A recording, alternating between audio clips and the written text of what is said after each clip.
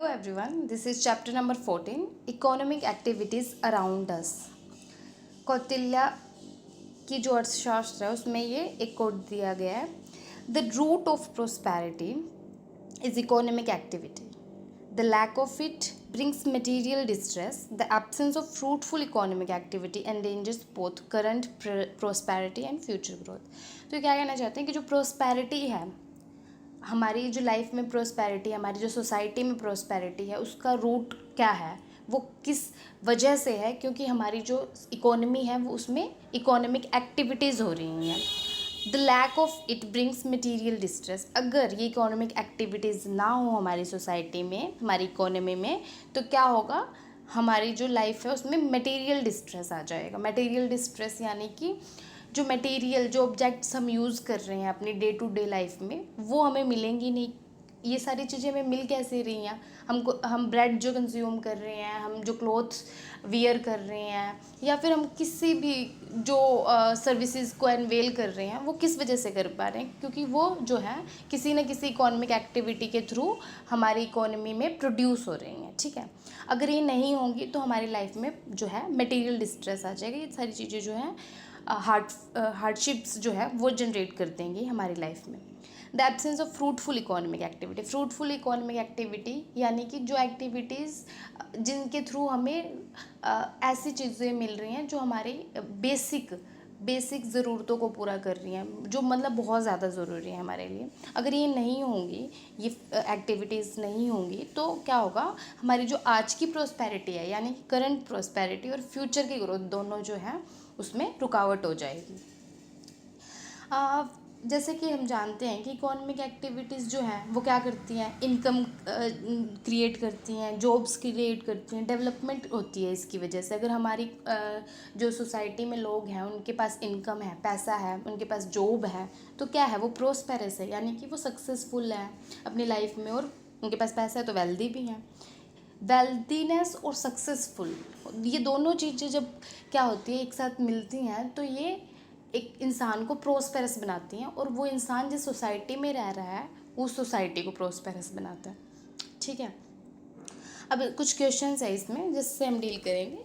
जैसे कि how are economic activities classified. कैसे क्लासीफाई करते हैं हम इस इकोनॉमिक एक्टिविटीज़ को, कि कौन सी एक्टिविटीज़ जो है वो किस सेक्टर में आती हैं, है ना. What differentiate these activities to be grouped into sectors. जो डिफ्रेंशिएशन होती है कि ये वाली इकोनॉमिक एक्टिविटी इस इकोनॉमिक एक्टिविटी से कैसे डिफरेंट है ना.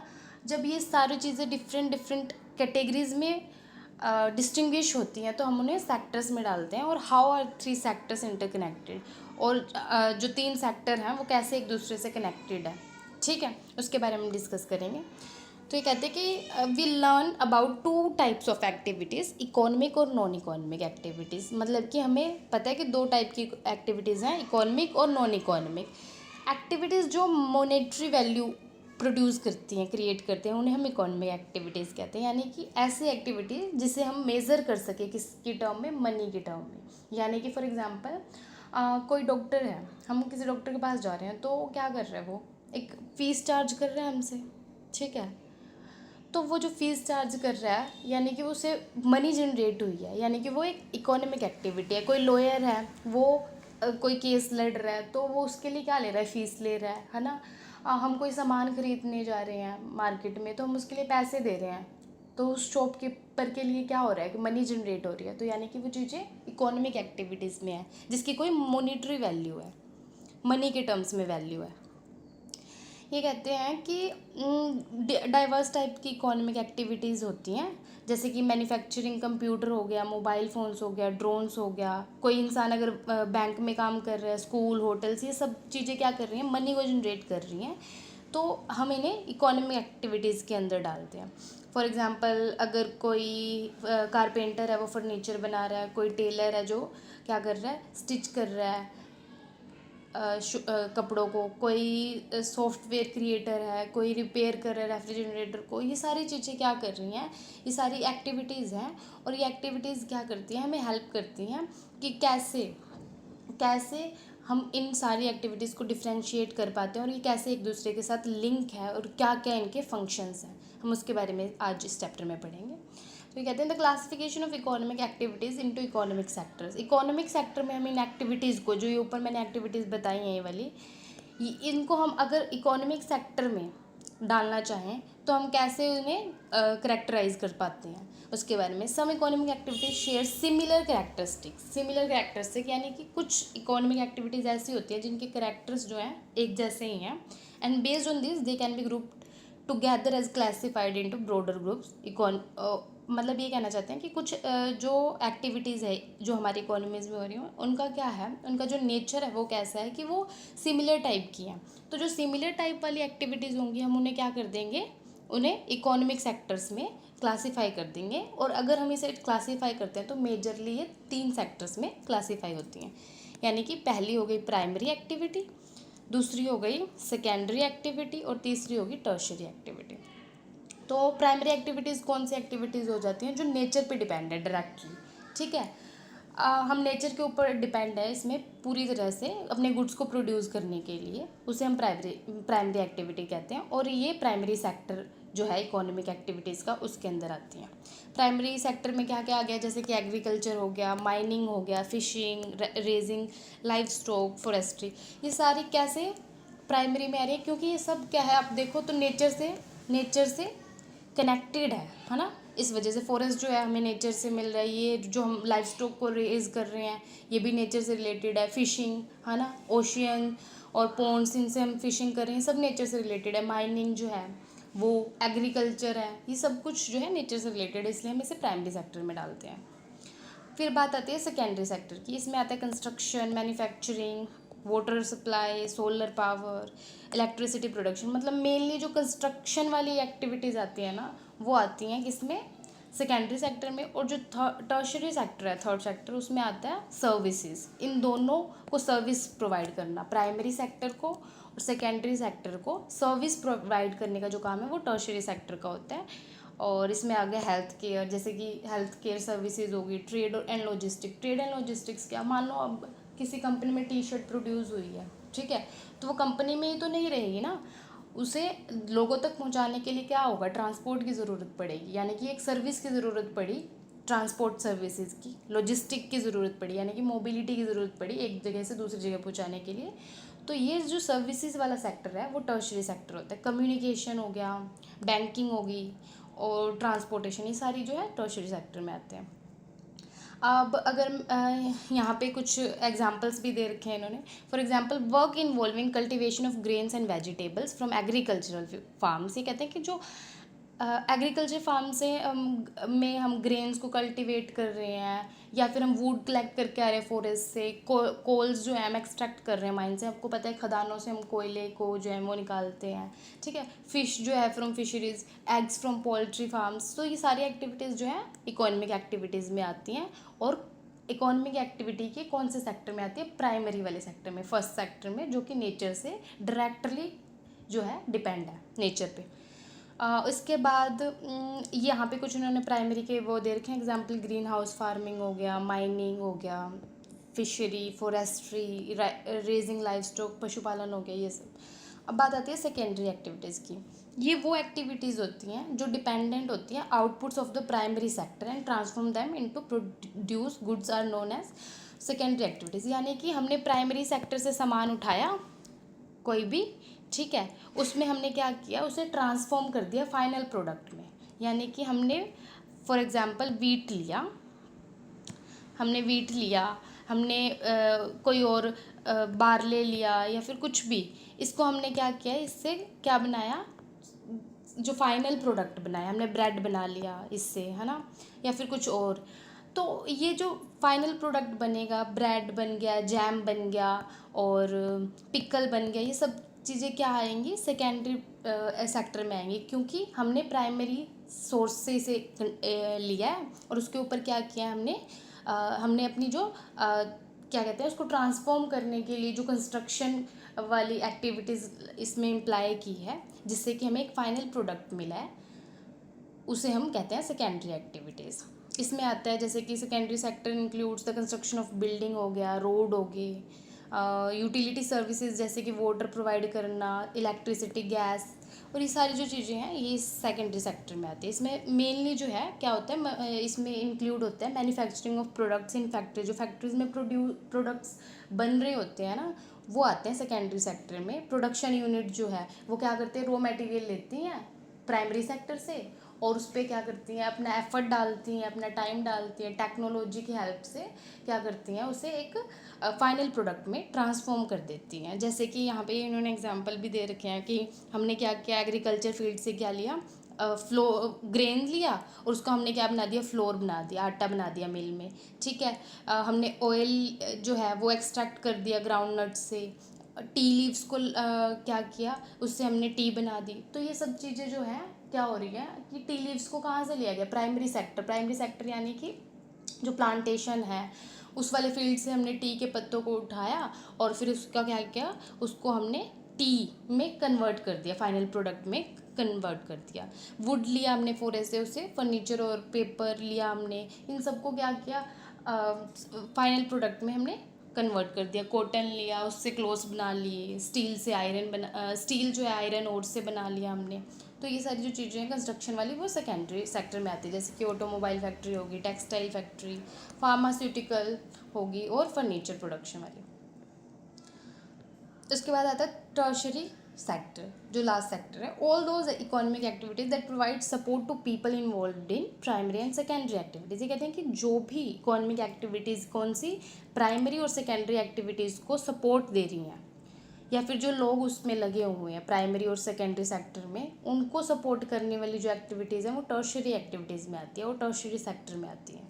इनमें सर्विसेज इंक्लूड होती हैं that we may not be able to see but which still play a very important role. ये कहते हैं कि हो सकता है कि हम उन सर्विसेज को देख ना पाए, है ना, लेकिन उसमें उनका रोल तो है ही। जैसे कि driver of a truck transport grains and vegetables from the farm to a factory और द मार्केट। ये कहना चाहते हैं कि मान लो जैसे कि अब एक ड्राइवर है, वो क्या कर रहा है, वो ग्रेन्स को उठा रहा है फार्मर से के खेतों से और उसे कहाँ पहुँचा दे रहा है, फैक्ट्री तक पहुँचा दे रहा है। हो सकता है हमने तो नहीं देखा ना उसे ये सब करते हुए, क्यों, क्योंकि हमारे पास तो फाइनल प्रोडक्ट आ गया कि वो उसने ग्रेन उठाए, उसका आटा बन गया सीधा फैक्ट्री में, और वो फाइनल प्रोडक्ट जो है कैसे लॉजिस्टिक्स के थ्रू हमारे पास आ गया, ट्रांसपोर्टेशन के थ्रू हमारे पास आ गया। हो सकता है हमने नहीं देखा, हमने क्योंकि हमने क्या किया, डायरेक्टली हमने शॉप पे जाके वो आटा परचेज कर लिया। लेकिन ये सारी चीज़ें, ये सारी सर्विसेज जो है ट्रांसपोर्टेशन वाली सर्विसेज, वो इन्वॉल्व तो है ही इसमें। तो ये जो इन्वॉल्वमेंट है इन सर्विसेज का, वो टर्शरी एक्टिविटीज़ के अंदर आता है। The fruit or vegetable vendor sell the farm produce to household consumers। Fruit और वेजिटेबल्स जो आते हैं हमारे घरों में, वो सीधा डायरेक्टली खेत से उठ के तो नहीं आ गए, उसे कोई तो लेके आया है यहाँ तक। तो वो जो सर्विस जिसने भी प्रोवाइड की है वो क्या है, टर्शरी सेक्टर में आ गया। ऐसे डॉक्टर्स की services, nurses, teachers, lawyers, pilots, इन सब की सर्विसेज जो है वो इसमें आते हैं टर्शरी एक्टिविटीज़ में। इसके अलावा जो हम ये होटल सर्विसेज, रेस्टोरेंट वाली सर्विसेज होगी, bank, school, hospital, airport, shops, इन सब पे जो सर्विसेज देखते हैं सारी जो है किस सेक्टर में आती हैं, सर्विस सेक्टर में आती है। और ये जो है वो टर्शरी सेक्टर का पार्ट होता है, सर्विस सेक्टर। तो ये टर्शरी सेक्टर में आ गया। जैसे कि सॉफ्टवेयर डेवलपमेंट होगी, सर्विस रेस्टोरेंट होगी, एयरपोर्ट पे सर्विस, रिटेल स्टोर पे जो सर्विसेज हमें मिल रही है, सारी जो है टर्शरी सेक्टर का पार्ट है, टर्शरी एक्टिविटीज़ का। अब आता है कि इंटरडिपेंडेंस कैसे है इन तीनों सेक्टर में, कैसे डिपेंड है एक दूसरे पे तीनों sector. The 3 types of economic activities और economic sectors play an important role in the process of conversion of raw material into finish product for final consumption. हम ऐसा तो नहीं है कि हम सीधा गेहूँ उठाएंगे खेत से और खा लेंगे, नहीं ना। तो हमें उसे फिनिश प्रोडक्ट बनाने के लिए क्या करना पड़ेगा, उसको मिल में भेजना पड़ेगा। मिल में भेजेंगे यानी कि फैक्ट्री में भेज रहे हैं, तो वो सेकेंडरी सेक्टर में जा रहा है। प्राइमरी क्या था, खेत था, खेत से उठा के हम उसे लेके गए कहाँ पे, मिल में, यानी कि सेकेंडरी सेक्टर में। और सेकेंडरी सेक्टर से अब सीधा अपने आप हमारे पास तो नहीं आ जाएगा, तो वो क्या होगा, ट्रांसपोर्टेशन के थ्रू शॉप्स पे आएगा, शॉप से हम लेके आएंगे। तो ये तीनों चीज़ें देख रहे हो कैसे आपस में इंटरकनेक्टेड है।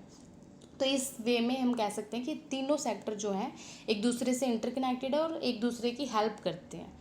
यहाँ पे एक एग्जांपल दे रखे एक स्टोरी का, जिसके बारे में हम पढ़ेंगे कि डेयरी कोऑपरेटिव। कोऑपरेटिव क्या होता है कि सब मिलके एक साथ मिलके जो है सर्विसेज प्रोवाइड कर रहे हैं। डेयरी कोऑपरेटिव यानी कि डेयरी की कोऑपरेटिव बनी है। फ्रॉम फार्म टू प्लेट, कैसे फार्म से लेके हमारे प्लेट तक जो है आ जाता है मिल्क, उसके बारे में ये स्टोरी है। This days farmer in Gujarat greet the day with the clinking of milk pails and the happy moves of their best friend their cows और बफेलोज। ये उनके बेस्ट फ्रेंड्स होते हैं काउ और बफेलो फार्मर्स की। Cows have a special place in the lives of the farmer, farmer की life में बहुत इंपॉर्टेंट जगह है काउ की। एंड देयर फैमिलीज, उनकी फैमिली में। The farmer milk the cow and sell their milk to dairy nearby. तो क्या करते हैं फार्मर्स जो हैं वो दूध निकाल के क्या करते हैं, जो आसपास की डेयरी है वहाँ पे पहुँचा देते हैं।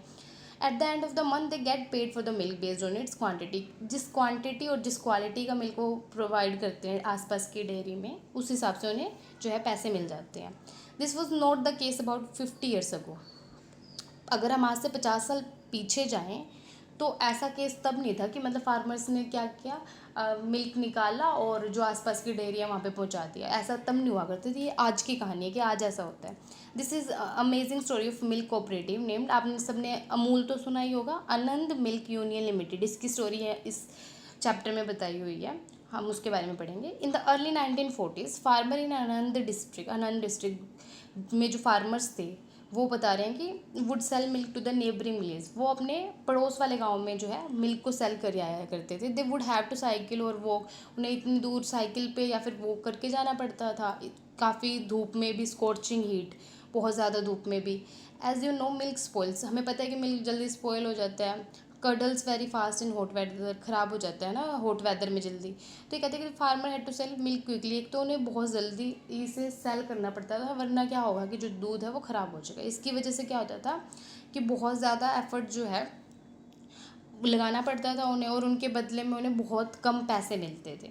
सो they depended on people called middle man. तो मिडल मैन पे वो डिपेंड हुए। मिडल मैन क्या करते हैं, बिचौलिए जो होते हैं वो दूध इनसे ख़रीदते हैं फार्मर से, और वो जाके जो बड़ी बड़ी डेयरीज फार्म्स हैं जो मिल्क बेस्ड प्रोडक्ट्स बनाती हैं उनके यहाँ सेल करे आते हैं। तो ये कहते हैं कि मिडल मैन पे डिपेंड होते थे। Who would by the milk in bulk, वो बल्क में मिल्क लेके चला जाता था इनसे एट मेगर प्राइस। मेगर यानी स्मॉल प्राइस, जो कम पैसे दे के इन फार्मर से इतना इतना बहुत ज़्यादा दूध जो है उसकी क्वांटिटी लेके चला जाता था from the farmer and sell it in the market, और मार्केट में जाके बेच देता था। बहुत बार ये बताते हैं कि जो फार्मर्स हैं उन्हें चीटेड फील हुआ, मतलब यानी कि मिडल मैन ने जो है फार्मर्स से कम पैसे में दूध खरीदा और जाके बेच दिया मार्केट में ज़्यादा पैसे। तो मुनाफा किसका ज़्यादा हुआ, यानी कि मिडल मैन का ज़्यादा बेनिफिट होता है इसमें, और मेहनत किसकी लग रही है, फार्मर की लग रही है। तो एक दिन क्या किया ये फार्मर्स ने कलेक्टिवली, सरदार वल्लभ भाई पटेल जो उस समय के बहुत प्रोमिनेंट लीडर हुआ करते थे 1940s में, उन्हें अप्रोच किया। उनके पास जाते हैं और वो कहते हैं कि आप एक हमारी इस प्रॉब्लम को जो है उससे सॉल्व करो कि जो मिडिल मैन है वो हमारे पैसे जो है वो खा जाते हैं। तो इन्होंने एडवाइस किया सरदार वल्लभ भाई पटेल ने कि आप एक कोऑपरेटिव बनाओ to become independent and stop relying on the middle man, ताकि आप एक इंडिपेंडेंट बन जाओ और मिडिल मैन के ऊपर जो है वो डिपेंड मत करो, आप खुद ही जो मिल्क है वो ला के सेल कर सको। ठीक है, तो ये कहते हैं कि कोऑपरेटिव जो है the farmers would be able milk as a group. यहाँ पे थोड़ा सा मुझे लगता है मिस प्रिंट हो रखा है कि ये कहना चाहते हैं कि मतलब जो फार्मर्स है वो खुद ही एबल हो जाएंगे कि वो मिल्क को जो है बेच सकें, और एज अ ग्रुप में सारे मिल के जितने भी फार्मर्स हैं वो अपना एक ग्रुप बनाएं और वो क्या करें, ला के मिल्क खुद ही बेच दें मार्केट में विदाउट एनी मिडल मैन, किसी मिडल मैन की ज़रूरत ना पड़े। Taking care of the entire operation of milk collection, खुद ही वो सारा ये कलेक्शन करें, मिल्क का प्रोसेस करें, डिस्ट्रीब्यूट करें, मतलब जहाँ जहाँ ज़रूरत है वहाँ वहाँ भेजें इस दूध को। तो ये सारा कैसे पॉसिबल हो सकता है कि इंडिविजुअल इंसान तो पॉसिबल नहीं कर सकता। तो सभी फार्मर्स अगर मिलके एक कोऑपरेटिव एक ग्रुप बना लेंगे तो क्या होगा, ये चीज़ जो है पॉसिबल हो जाएगी और इजीली वो क्या कर सकते हैं, अपने बेनिफिट के लिए काम कर सकते हैं। तो अमूल जो है 1946 में सेटअप किया गया, किसकी लीडरशिप में, त्रिभुवन दास पटेल जो कि लॉयर और फ्रीडम फाइटर थे, इनकी लीडरशिप में इन्होंने लीडरशिप प्रोवाइड की थी इसे सेटअप करने में। और डॉक्टर वर्गीज़ कुरियन ये इंजीनियर थे, who was working at A dairy factory in Mumbai की एक डेयरी फैक्ट्री में काम करते थे। इन दोनों की मदद से जो है ये इंपॉर्टेंट नेम है, त्रिभुवन दास पटेल और वर्गीज़ कुरियन, इनकी हेल्प से जो है अमूल को सेटअप किया गया 1946 में। This initiative brought farmers including, अब इस फार्मर वाले जो इस सेटअप में जो अमूल कोऑपरेटिव का सेटअप हो गया, इसमें क्या हुआ, इसमें फार्मर्स भी आ गए, विमेन भी आ गई, और अभी क्या करते थे, खुद जो है प्रोड्यूस कर रहे हैं इसे, और सेल कर रहे हैं इस मिल्क को। कलेक्टिवली जो है क्या करते हैं, मेड देयर ओन डिसीजन। अब सभी मिल के डिसीजन लेते हैं ऑन ऑल मैटर्स कि कितना प्रोड्यूस करना है हमें मिल्क।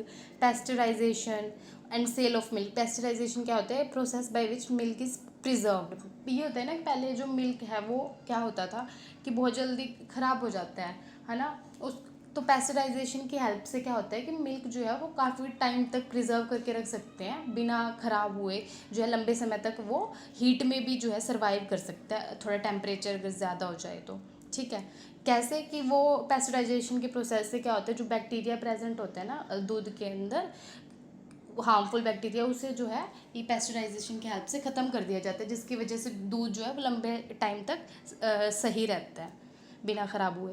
तो ये कहते हैं कि ये सभी मिलके आपस में डिसीज़न कर रहे हैं, खुद ले रहे हैं सारे डिसीज़न, और इस वजह से क्या है, ये कोऑपरेटिव जो है बढ़ने लगा, और quantity of milk that was being collected was so huge. अब वो बहुत ज़्यादा होने लगी। फार्मर्स जो हैं वो डिसाइड करते हैं कि हम अब दूध के अलावा और दूसरे प्रोडक्ट्स भी बनाएंगे, फिर वो फैक्ट्री सेटअप कर देते हैं आनंद डिस्ट्रिक्ट में ही, और क्या करने लग जाते हैं, बटर प्रोड्यूस कर रहे हैं, मिल्क पाउडर प्रोड्यूस कर रहे हैं, ऐसे ऐसे इनकी ग्रोथ हो रही है।